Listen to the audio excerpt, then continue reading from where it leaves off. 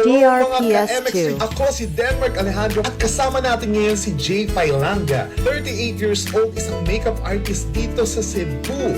Nagsugod ko sa pag-makeup katong nag-high school ko, and then akong first na make-upan was my classmate and my teacher. Sahay ka ng mga out of town, lagan kay Migdala, naman sa 15. Pero iguman kapag kayo, DRPS2. ako ganun isuon, nung gamit na siyang MX3. One time, nung ako gihilantan, so akong tagang MX3.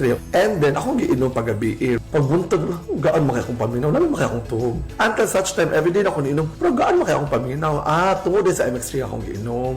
Sayon ang trabaho, walay kapoy, iguli na ko, maka-workout ako, mga gym pa ko. DRPS2. Lamig kayo ang MX3. As in, hindi akong tug sa MX3, mata ko like 8 fresh na fresh. Pero ako mga client akong ipang-make-upan. Kinahanglan kung mga MX3 ta, dapat ang pagkaon, healthy, nga, proper sleep, yun. Mga importante sa MX3. Pero MX3 is the best. Life is beautiful with MX3. Dili ko believe.